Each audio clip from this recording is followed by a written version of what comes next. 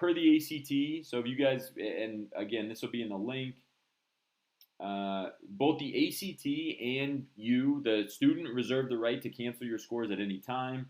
So ACT cancel scores policy, cancellation of scores policy.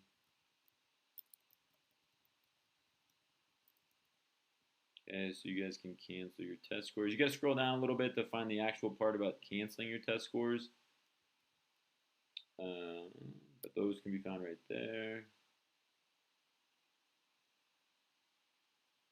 Okay, so hopefully everybody has those. Again, I think it's really, really critical that you guys know that going in. Of course, the expectation, one of the things we talk about a lot with our individual students and on these streams is just the idea that you don't want to set yourself up. You don't want to you want to control what you can control. Who knows what I'm talking about with that, right? Who knows what I'm talking about? You want to control what you can control. And what we really mean by that is when you get into the ACT or when you're ready to sit there and take the ACT exam, you want to make sure that you are completely covered with the things that you can control. Like if you have a bad proctor, that is not something that you can control, unfortunately.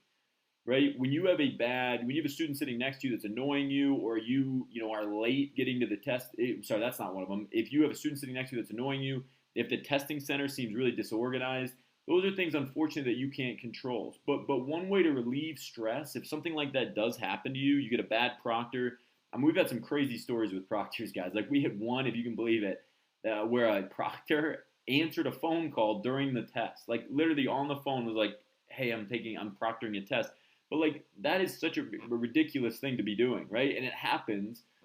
We've had students get super flustered if a student, and this does happen as well, that you just want to be aware of. If a student gets kicked out of the testing room, right, for cheating or for doing something that's against the rules, using a phone, using a calculator that's invalid, whatever, that's something that throws you off, right? Because they're literally being asked to leave in the middle of your test, and you don't get the time back. They try to do it as quietly as possible, but you know, it's just really, really, yeah, it's really important to do that. So hopefully that all makes sense too. That like control what you can control, and one of those things is to know everything you can about the format.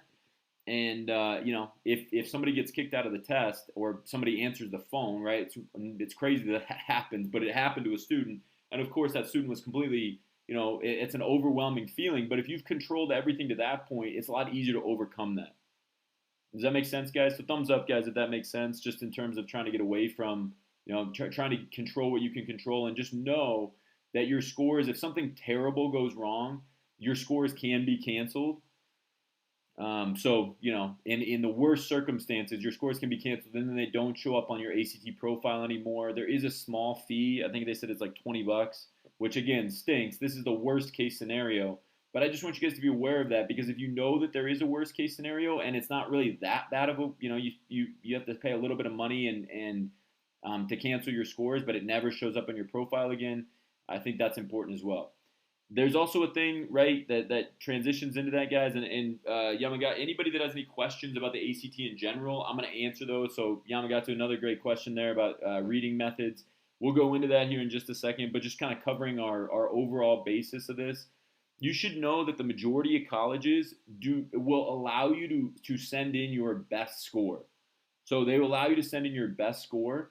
So that's not all colleges. Definitely check into the colleges that you're looking for. But most colleges, this is not something that would be covered by the ACT website. But it's something that I like to bring up. When you go in and you submit your common application or any application for American universities, you don't submit your ACT scores. They might ask you to fill it in, right? Fill in your ACT score just on the Common App. But that's not the official send in of your ACT scores. They're not just going to, unfortunately, they're not just going to trust whatever you put in the Common App. And it says there's a disclaimer, there's a note there for you that says you need to go into ACT.org or collegeboard.org and you need to send those scores separately. Right, so most colleges will allow you to just send your best score, or if you super score, right, colleges will denote that as well. But please make sure that you guys look into the, kind of the appropriate or the best method to send in those scores. All right, or to send the scores into your particular college. Again, it will be directly through the ACT, and you will choose. You'll literally go in for the colleges where you can submit your best score. You'll choose, like, I want to send this score from this ACT test date, and I want to send it to this college, and they'll send them out for you from there. Does that make sense? So again, that's a separate process, and it kind of depends on colleges. But the vast majority of colleges now allow you to just submit your best score. So the worst case scenario is that you have a college that doesn't do that, and you have to cancel your scores because you had just a horrible day or something crazy happened. But in most situations, that worst case scenario doesn't happen because even if you have a bad day, you can submit only your best score, and it doesn't have to be that score from that terrible day. So hopefully that all makes sense as well related to the cancellation policy and just knowing that, again, these are worst case scenarios, but, with as many students as we've had over the years, we've seen some of these worst case scenarios, and it's never fun to deal with. And so it's always good to just, I guess talk through it a little bit before you guys go into the actual ACT test.